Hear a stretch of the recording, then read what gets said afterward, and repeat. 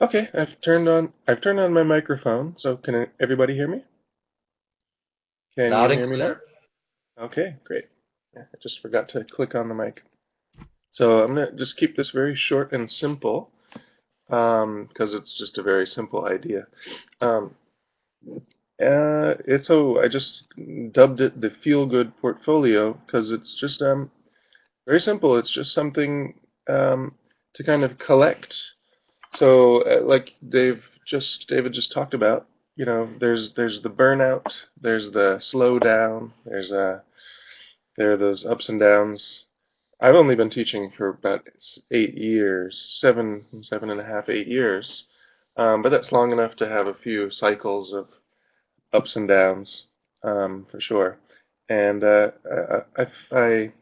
have found that just um, well, looking at notes and thinking about the gifts and the ways that students have given me positive feedback in the past.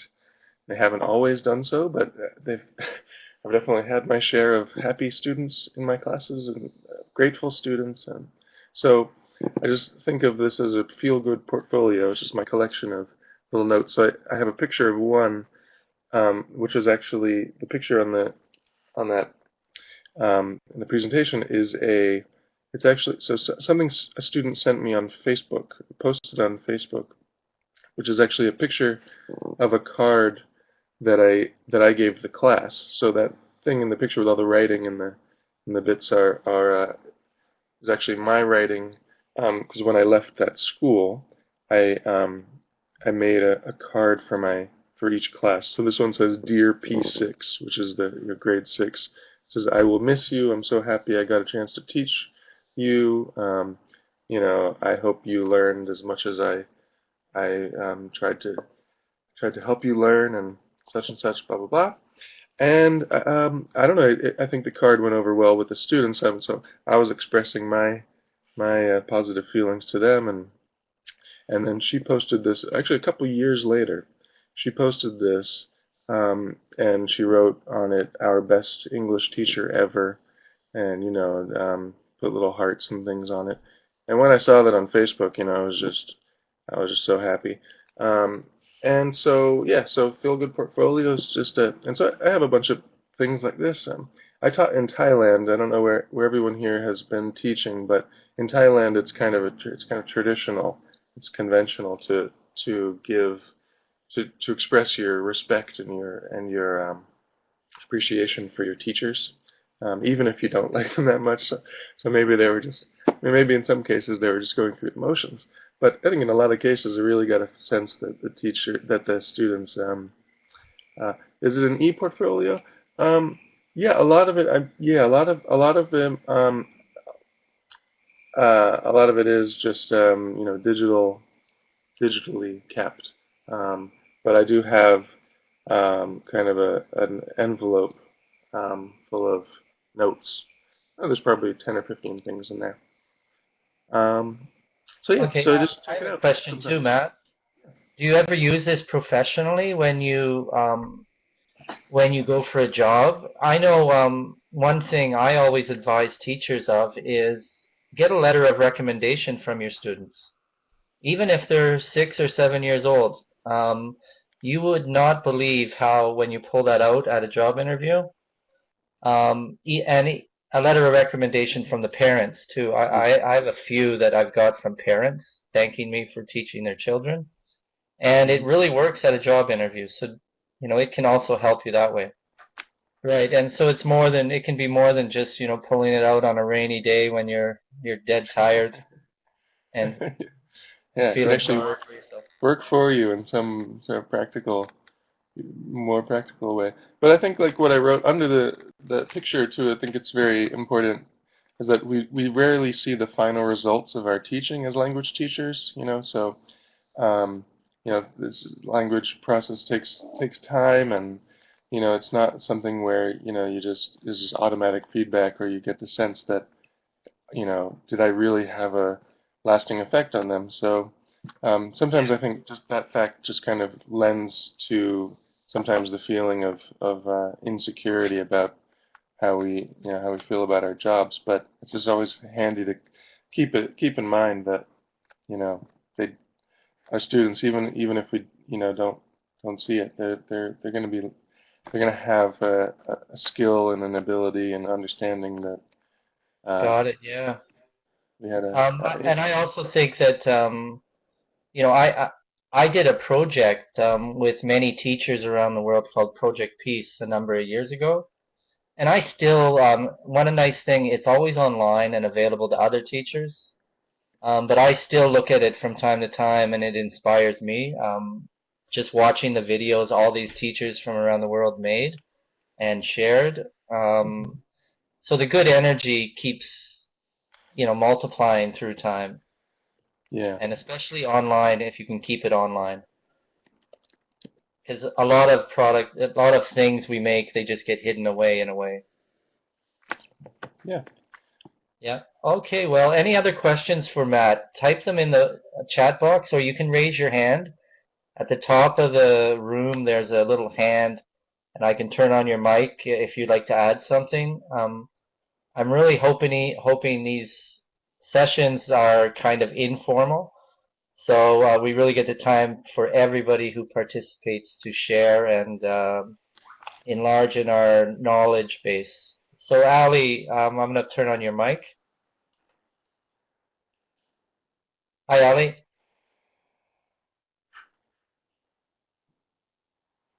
Hopefully his mic's working. Can you hear me? Yep, you're loud and clear. Okay, thank you. Hi, David. Hi, Matthew. But thank you for sharing this Feelgood Portfolio presentation. I'm just wondering, like most people here, I mean, where do you host the portfolios? What do you do with them once they are produced? Is there a hosting platform that you use? Because we always have problems with that. There are free services on different places, but at a certain point, you need to go premium. You need to upgrade your subscription. And that's not always possible for teachers and even less for learners. Thank you. Hmm. Any advice, Matt? Hosting it. Well, yeah, I mean, obviously, everyone has uh, different levels of access to the internet. I've never found personally that there's a there seems to be an almost an overflow of possibilities in terms of hosting things online. I know what you said, Ali, about the having to go premium eventually in some instances. I suppose so. I mean, I have WordPress blogs. I use WordPress as a place to just keep things and share things online and create. I have a WordPress kind of a sort of a professional portfolio. I mean, I put a WordPress site on my resume and point towards with lists of sort of like seminars I've been to, pictures of classrooms with pictures of me teaching. So WordPress or Blogspot blogs are good hosting. I don't Yeah, know what blogs did you really allow you to store quite a lot on a blog, yeah and you can make it private. yeah I don't know. I mean, there's so many different options, really. I mean, if you look at David's site, I mean, it's just absolutely proliferate. Pro, there's Yeah, just it's so too much going much. on. Was that originally a Ning site? It's Is that what? originally, well, it still is a Ning, but there's a lot of customization to it. Oh, Um, Basically because we started it on Ning when it was first up, and at that time you could do a lot of customization, and they grandfathered a lot of things. But yeah, you can start a group on English Central on EFL Classroom 2.0, and it really you can keep it totally private. Only your students can get to it, and there's levels of that you can use it, and it allows you unlimited file storage and photos and music and videos and all that sort of thing. One I'd suggest though is PB Works. It's a wiki. There's wiki spaces, but also PB Works. I use PB Works. I just think it's a little smoother interface, and it's totally free, Ali. Also, Uh, it's Again, quite can I simple. mean, are we seem to be talking about portfolios, blogs, and wikis. So where do you draw the line there? Well, I think a wiki and a social networking site or a group or a blog can be all used to present your portfolio. Does that make sense? Well, yes. But there And are some web applications out there that actually allow you to create a teacher portfolio. mm, Off the top of my head, I'm not familiar with some names, but like you said, they do charge, um, and they don't give you a lot as much flexibility as a basic platform like a blog or a wiki to present your information.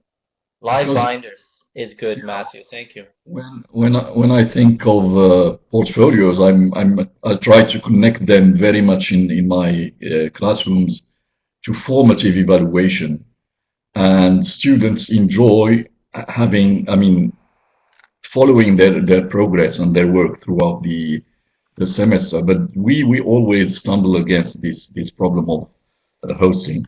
Yes, Yeah, Mahara is one of the platforms I have used before. yeah. Yeah. Student portfolio, I think, is something different, rather than just a teacher's portfolio. And there you might use something more comprehensive, like something that's really specific for that and has privacy settings. mm. And so and there's a reason I put the feel good portfolio in quotes because I'm not talking about um, a kind of a traditional portfolio that would be, you know, I mean, obviously we're talking about sharing this now, but my original sort of thought about this, the way I think of it, is just portfolio in the sense that it's a collection of items, not necessarily that it's, anything really to do with assessment portfolios or student work or anything, that sort of official.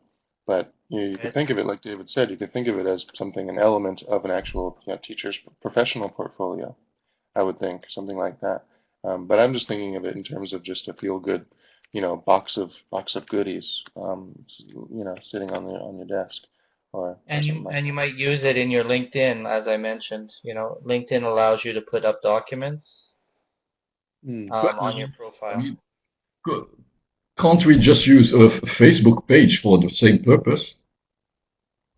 Yeah, A that's Facebook true. page would do. Yep. And you have your just you should be very aware and conscious of all the privacy settings with Facebook. But if Yeah. if you understand them, then sure, I'd recommend Facebook. Um, Ali, do you do you what would you put in your feel good portfolio? Do you have an idea of what, or Well, do you get I'm things from thinking students more that you would? of my students' productions rather than my own activities on the internet. My work is a bit, I hate to say, is a bit chaotic. So I think the my focus is more on how to help my students organize their work and get away from the paperwork that gets lost here and there. So on a portfolio, on a feel-good portfolio, they might have their academic work as well as a social part to it. yeah. So that's how I see it. But for yourself, do you keep, if a student ever gives you like a thank you note, do you throw that in the bottom drawer of your desk, or do you think, oh, this is something Well, I want to say. we use a platform here. I mean, it's more on Moodle, but I don't really save those. I mean, that would be too much for me. I mean, I just take it, say thank you again, and but it's not something that I don't know, but it might be worth saving those just to cheer up in times of trouble. Right. Mm. Yeah. I'll just say that, yeah, I haven't done a student's portfolio ever electronically. I always usually just had files at the back of the class, and I collected all student work. They all had their file, and anything that I wanted in there, I would just tell the student, or the students really came to just put it in the file at the back. And it was more at the end of the year or the course, they could actually see some results of the best work that they did, something physical. I guess you could take that a step farther and have the students, take pictures of that work and put it up on their own page and make their own portfolio, like Ali was suggesting. Hmm. Um, I just put in a thing. Another thing teachers could do is have their own website that highlights themselves. I put up mine as an example, and I have a portfolio section to that. But obviously, that's going to take some technology skills. A simpler site is something like About Me, and it also helps too. Benjamin's offering his own too. I'll check out.